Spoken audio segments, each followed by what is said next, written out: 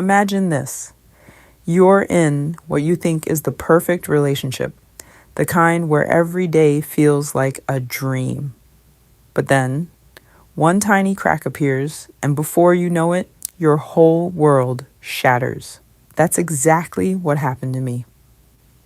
My name is Sarah, and this is a story of how I was betrayed in love and how my emotional revenge left everyone stunned, including my closest friends. It all started on a rainy afternoon in our cozy apartment. I remember coming home early from work, excited to surprise Mark with his favorite takeout. The door was unlocked, which was odd, but I shrugged it off. As I stepped inside, I heard voices, familiar voices, coming from the bedroom. My heart started pounding. Who could it be? I tiptoed closer, not wanting to believe what my gut was screaming at me. The door was slightly ajar, and through the gap, I saw them. Mark, my boyfriend of 3 years, the man I thought I'd marry someday, wrapped in the arms of my best friend, Lisa. They were laughing, whispering things I couldn't quite make out, but the intimacy was undeniable. My world froze. How could this be happening?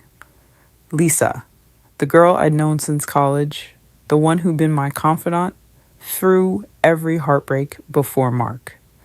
And Mark, who just last week had surprised me with tickets to a romantic getaway. Betrayal hit me like a wave, crashing over every happy memory we had built together. I didn't burst in. No. I backed away quietly, my hands shaking as I grabbed my keys and left. Tears streamed down my face as I drove aimlessly, questioning everything. Was our love ever real? Had I been blind all this time? That night, I didn't go home. I crashed at a motel, replaying the scene in my mind over and over. The pain was unbearable, anger mixed with deep sadness. How long had this been going on? I thought back to the little signs I'd ignored. Mark's late nights at work. Lisa's sudden cancellations on our girls' nights. The way they'd exchange glances at parties. It all made sense now, like puzzle pieces snapping into place. But why me? What had I done to deserve this? As the hours ticked by, something shifted inside me. The sadness started turning into resolve. I wasn't going to let them destroy me.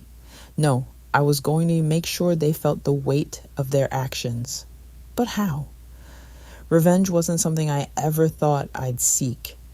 But in that moment, it felt like the only way to reclaim my power.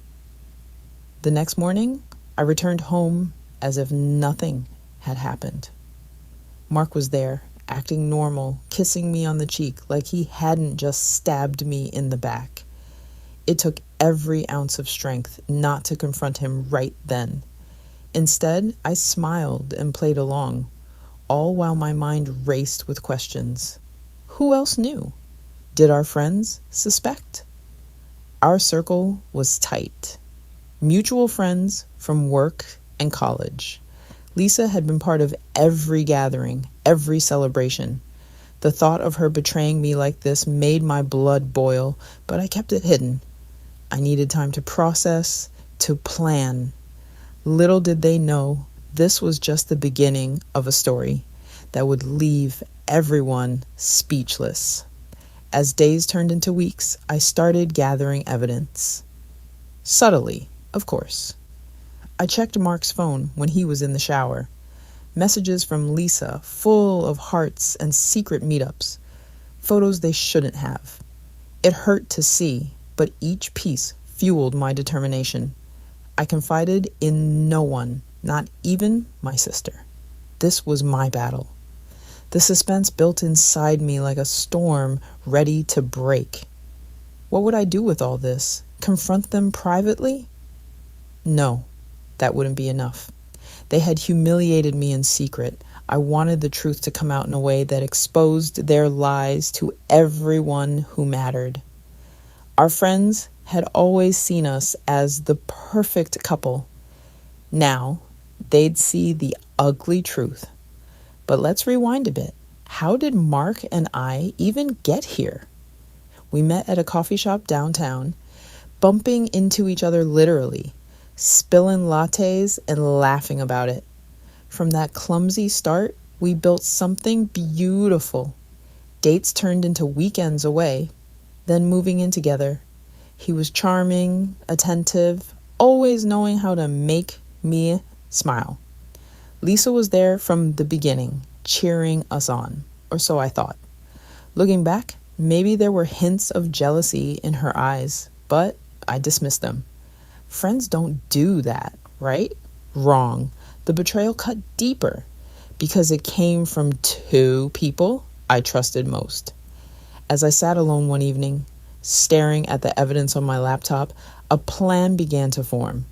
It wasn't about destruction, it was about justice.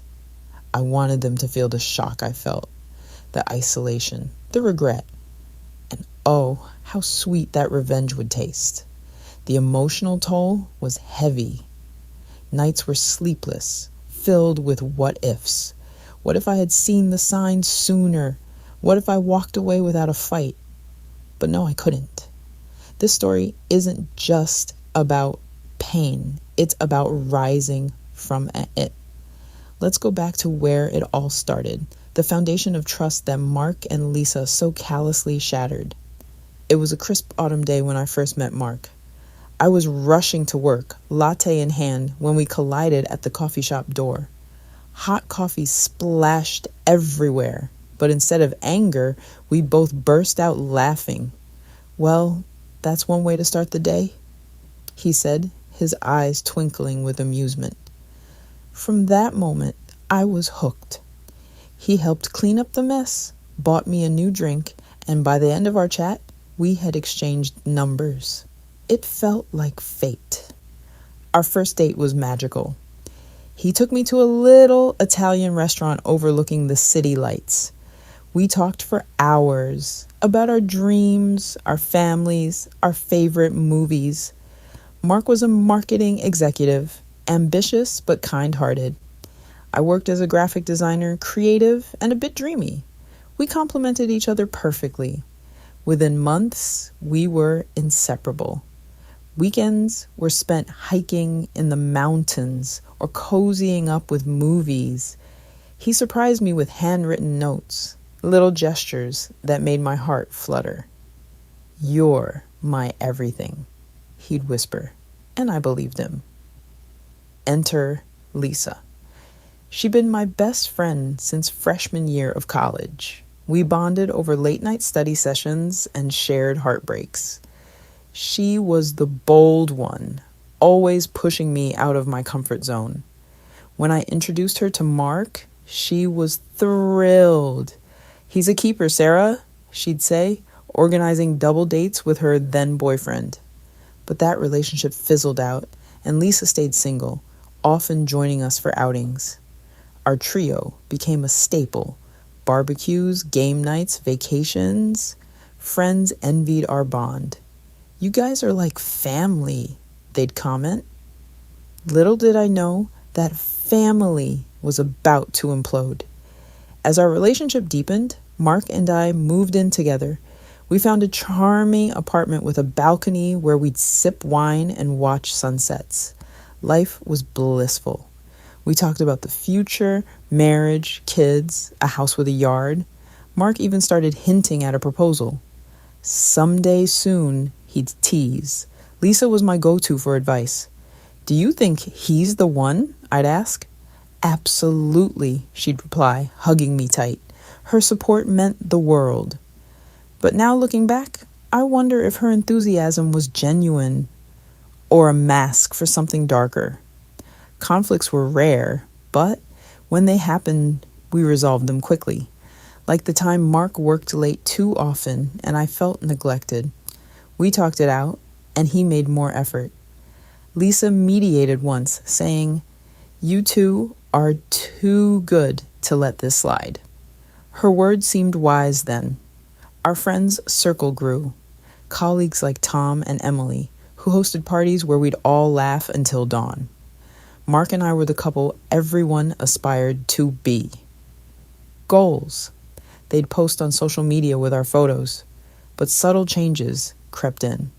Mark's phone buzzed more at odd hours. Work stuff, he'd say. Lisa started dressing up more for our hangouts, flirting harmlessly, or so I thought. I brushed it off as paranoia. After all, trust was our foundation. One evening, at a group dinner, Lisa and Mark shared an inside joke I didn't get. Everyone laughed, but I felt a twinge of unease. "What's that about?" I asked later. "Nothing. Just silly," Mark dismissed. I let it go, not wanting to seem insecure. Our anniversaries were epic. For our second, Mark rented a cabin in the woods. We hiked, cooked together, stargazed. "I can't imagine life without you," he said, holding me close. Tears of joy filled my eyes. Lisa sent a congratulatory text with hearts. How could I suspect? The setup was perfect, but perfection is fragile. As months passed, Mark's work trips increased. Lisa's visits became sporadic. I confided in her about feeling distant from him. "He's just stressed," she'd assure me. Her comfort felt real. Now, knowing the truth, those memories sting. The betrayal wasn't just an act. It was a slow erosion of everything we built. The first real signs of trouble emerged like whispers in the wind. Easy to ignore at first, but impossible to unhear once they grew louder. It started small. Mark began staying out later, claiming client meetings ran long. I'd wait up, dinner growing cold, only for him to stumble in, exhausted. "Sorry, babe, work is crazy," he'd say, planting a quick kiss before heading to bed. I believed him. Why wouldn't I? But the frequency increased, and so did my doubts. One night, I couldn't sleep. His phone lit up with a message. I glanced over. It was from Lisa. "Can't wait for tomorrow," it read, with a winking emoji. My stomach twisted. Tomorrow? We had no plans. When I asked him in the morning, he shrugged. "Oh, she's helping with a work thing." "No big deal," Lisa confirmed it later. "Yeah, just giving him advice on a presentation." It sounded plausible, but the unease lingered.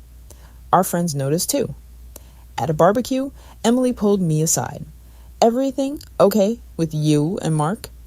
He seems distracted. I forced a smile. "Just work stress."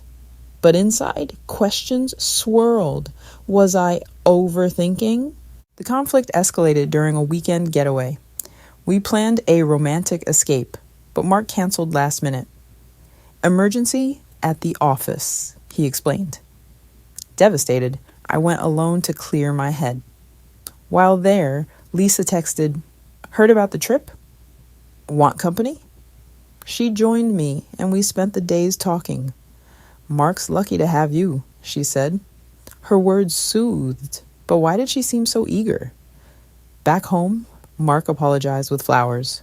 We made up, but the spark felt dimmer. Social gatherings highlighted the shift. At Tom's birthday party, Mark and Lisa spent too much time chatting in the corner. Laughter echoed, but when I approached, they quieted. "What were you two talking about?" I asked playfully. "Old college stories," Lisa said. Mark nodded. Our friends exchanged glances, but no one said anything. Paranoia?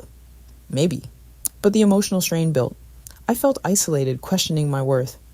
Nights alone, I'd cry silently, wondering if our love was fading. Then came the big fight. Mark forgot our date night. I waited at the restaurant, humiliated. When he finally showed, excuses poured out. I lost track of time. Anger flared. "Is there someone else?" I blurted. He looked shocked. "No, how could you think that?"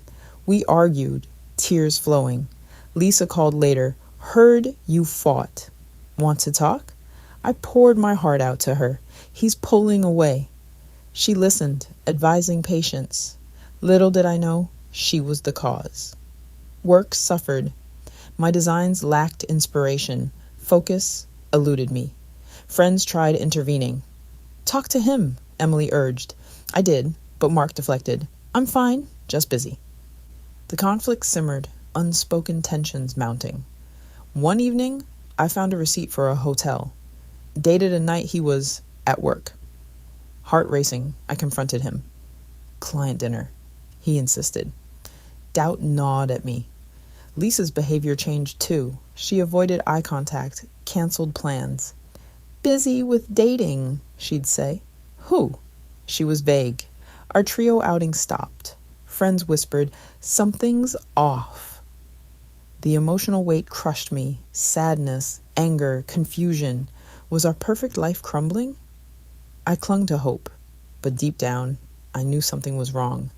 From those growing cracks, the betrayal exploded into full view, leaving me reeling in a sea of shock and pain. It was that rainy afternoon, the day I came home early. The unlocked door, the voices, the sight through the crack. Mark and Lisa, tangled in each other's arms on our bed. Time stopped. My breath caught. This wasn't a nightmare, it was real. Betrayed by the two people I loved most. How? Why? I fled silently, driving through the storm, tears blurring the road. Memories flashed, our first kiss, Lisa's wedding toast dreams, all tainted now. At the motel, I scrolled through old photos, each one a dagger. How long? Evidence on his phone confirmed months. Messages like "miss you already" from her. Photos of them together. My best friend and my love conspiring behind my back. The emotional avalanche hit. Anger at them.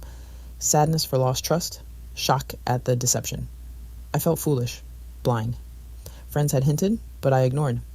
Now, isolation gripped me. Who to tell? Not yet. I needed to process. Returning home, I acted normal. Mark's casual greeting twisted the knife. Dinner was torture, forcing smiles, while inside I screamed. Days blurred. Work was a blur. I called in sick often. Nights I'd stare at the ceiling, replaying scenarios. Confront? No, not privately. They deserve public exposure. The plan seated here, in the depths of betrayal.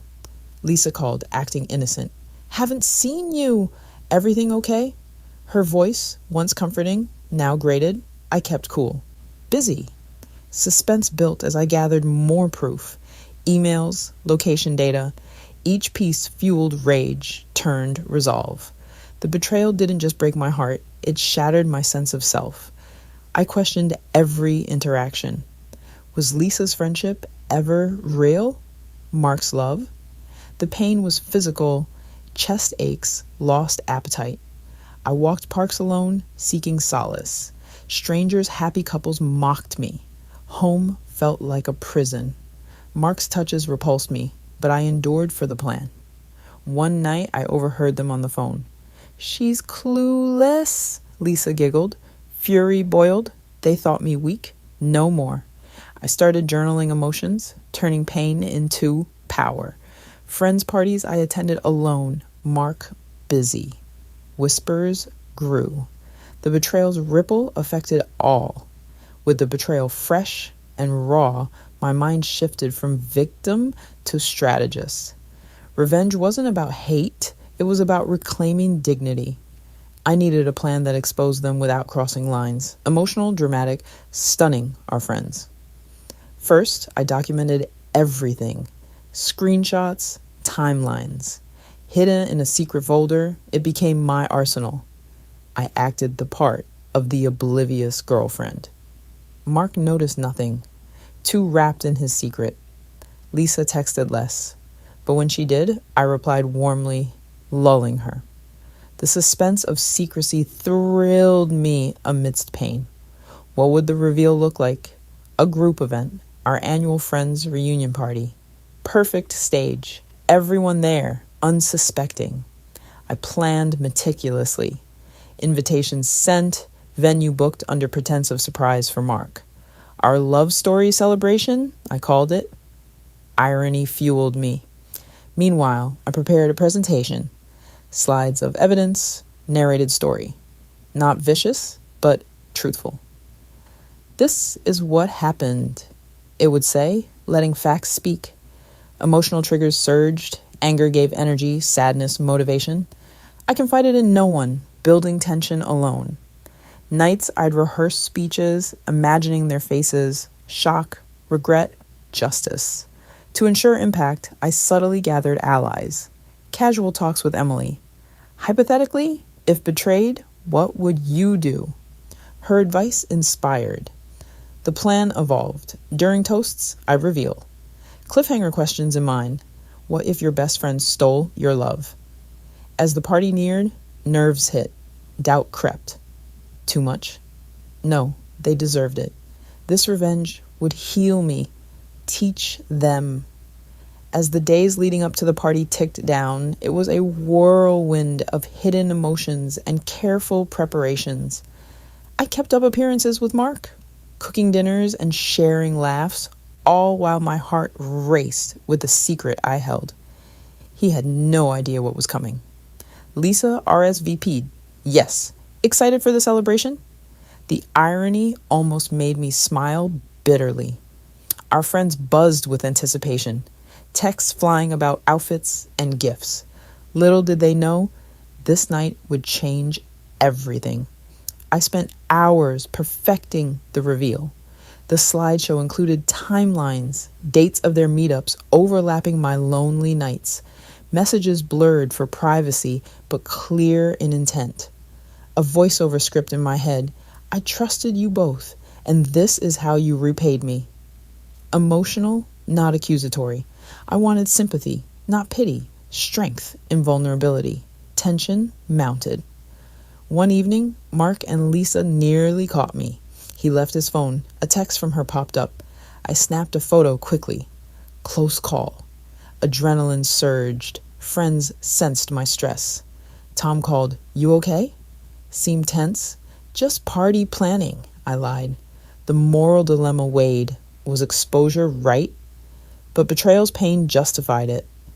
Nights I'd pace, imagining outcomes. Shock from friends, denial from them, relief for me. The plan's suspense kept me going, turning hurt into purpose. The night arrived, the party where my revenge would unfold. The venue was decorated with lights and photos of our happy times. Guests arrived, hugging, chatting. Mark beamed, thinking it was for him. Lisa smiled, oblivious. My heart pounded as I welcomed everyone. Toasts began. Friends shared stories of our love. Then my turn. Thank you all for being here, I said, voice steady. But tonight is about truth. I started the slideshow. Gasps as evidence appeared. Messages, photos, betrayal laid bare. Mark's face paled. Sarah, what? Lisa froze. Friends murmured in shock. I narrated calmly. They betrayed me for months. I deserved better. Tears flowed, but I stood tall. The room erupted. Questions, outrage. Mark stammered denials. Lisa cried. Justice felt electric. Friends rallied around me, stunned. The climax peaked with their exposure, leaving them speechless. Emotional release washed over me. In the wake of the climax, the resolution unfolded like a cleansing rain. Mark packed and left that night, friends helping. Lisa apologized through tears, but I walked away. Too late, I said. Support poured in. Emily stayed over, listening as I vented. You're strong, she said. Days later, our circle distanced from them. Mark's job suffered rumors. Lisa lost friends. I focused on healing, therapy, new hobbies. Months passed. I dated again, wiser. The revenge brought closure, not bitterness. Friends admired my courage. You stunned us all, Tom said. Reflecting on the journey, growth came from pain. Betrayal taught vigilance, revenge, empowerment. I rebuilt life. New apartment, promotions, true friends. Moral undertone. Betrayal hurts, but truth brings justice. Don't let others dim your light. Rise with grace. In love, trust is sacred. When broken, seek justice through honesty. My story shows resilience wins. Friends still talk about that night, how it changed views on loyalty. Thank you for joining this emotional tale. Remember, from betrayal comes strength.